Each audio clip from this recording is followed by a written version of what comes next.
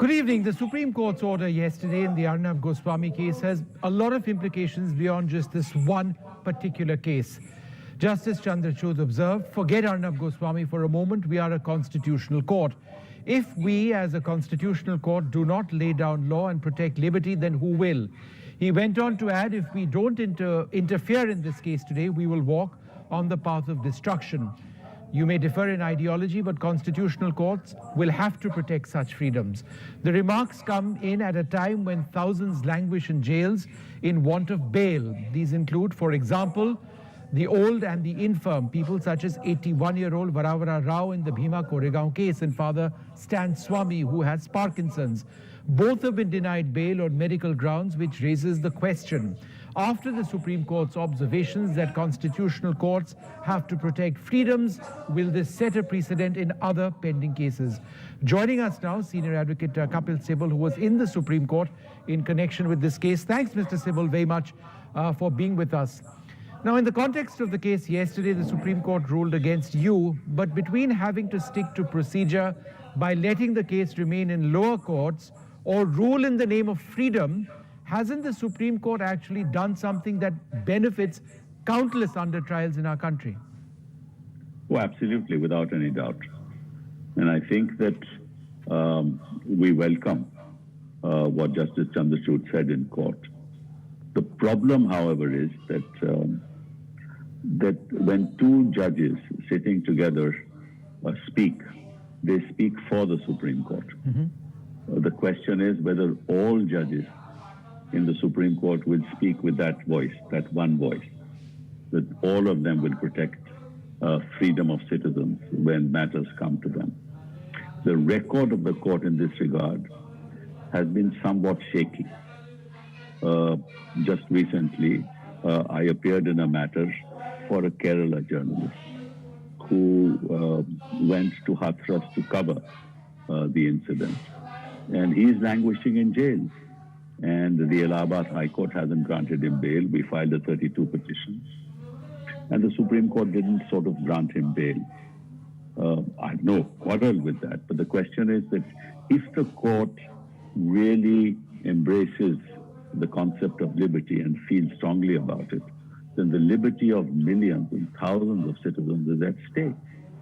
You have the case of young students of Jamia, of young students protesting against the CAA during the Delhi protests. Cases have been filed against them. Sure. What about their liberty? Mr. Sibal, what about the liberty of JNU students against whom UAPA has been slapped? What about their liberty? Right.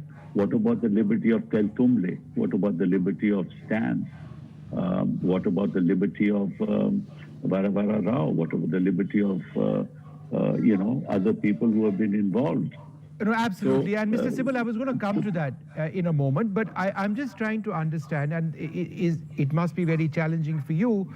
On the one hand, you were in court yesterday where you felt that in the case of Arnab Goswami, the procedure needed to be followed. There was a process on in the lower courts, and that the Supreme Court didn't necessarily need to rule in the manner in which they did.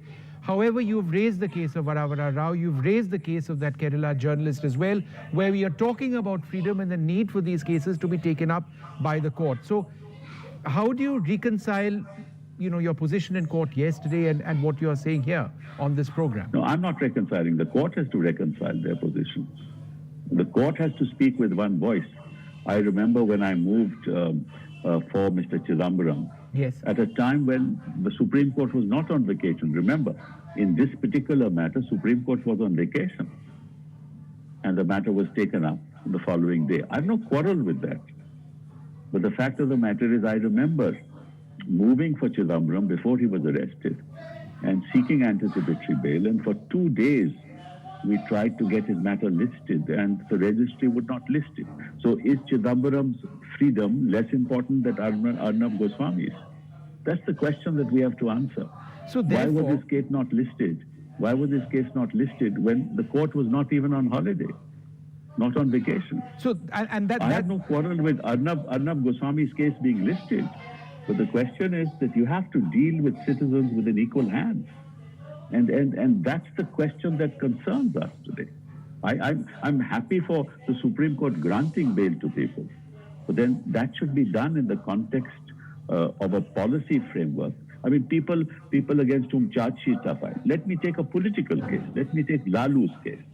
Now, Lalu's case cannot be heard for years. His first appeal has been admitted. The case is yet to be heard on merit. How many years has he been jailed? Charge sheets have been filed in every case. He's been convicted. He's an appeal. The appeal cannot be heard. Normally, and I can tell you, this is I'm talking about precedent. When criminal appeals cannot be heard, even those who are convicted are released on bail. Because it's a first appeal.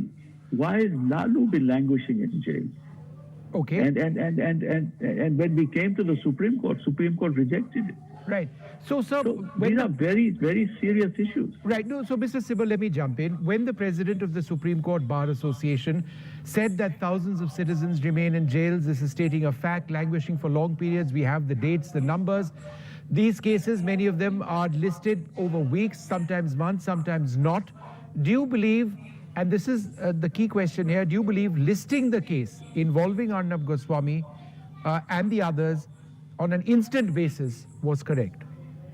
Well, first of all, see, being a lawyer for the state of Maharashtra, I don't want to comment on these matters. But remember, I was the first person to raise the issue of the discretion with the master of the roster. Yes. If you remember, during the yes, impeachment proceedings, if you remember that, I am the one who raised it at the outset. The master of the roster decides when a particular case is to be listed, whether it's to be listed overnight or not listed at all. And that's an administrative order. It's not a judicial order. And there is no appeal against that order. So the master of the roster decides that, okay, if it comes to Arnab Goswami, the matter will be listed tomorrow. I have no quarrel with that. The master of the roster decides that when it comes to Chidambaram, it will not be listed. I have problems with that. Okay. And that's the issue. There is no procedural basis which gives confidence to the litigant and confidence to lawyers that their matters will be heard with equal speed. Okay. Mr. Sibal, there are those who say that no matter how serious the charges are, for example, under the Unlawful Activities Prevention Act, people who are infirm, people who are old, people like Varavara Rao, people like Father Stan, they need to be allowed out. However, there are on bail. The case continues, of course. There are those who say an offense linked to terrorism and belonging to a terrorist organization, which is what these individuals, among others, have been accused of, is serious and enough for them to remain behind bars. I understand that. I understand that. But so what is right and wrong in this? There are two issues that need to be addressed. I believe, and I think that that's the belief of a lot of my colleagues, that the investigating agencies in this government are doing the bidding of this government. The CBI, how many times has the CBI failed in giving confidence to the people? But look at the number of the charges of corruption that have been leveled at the highest level of the CBI.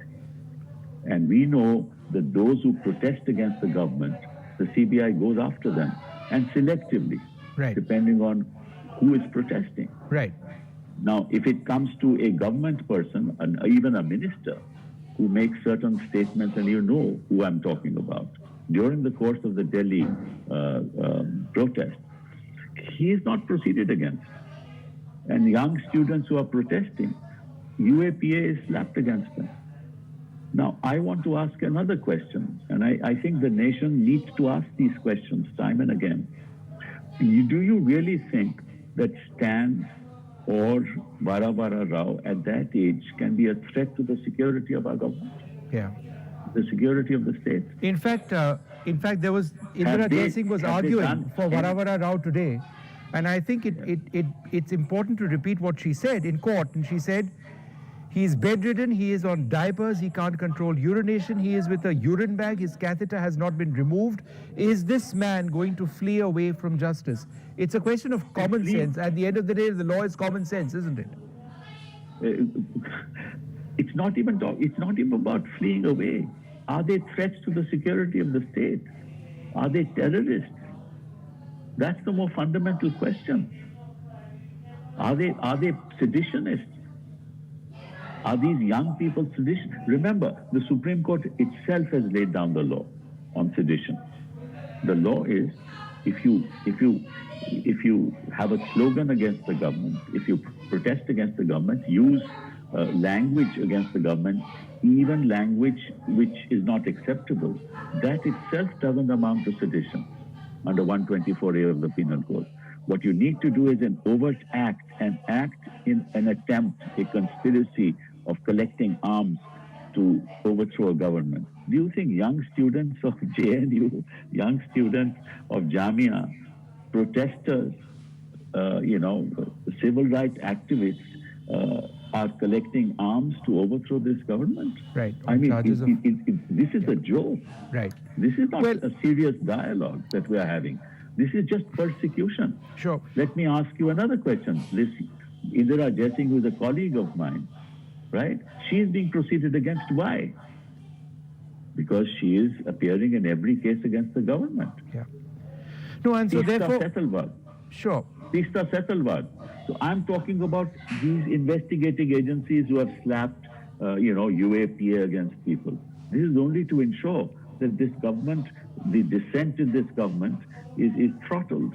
All right. And that these voices are silenced.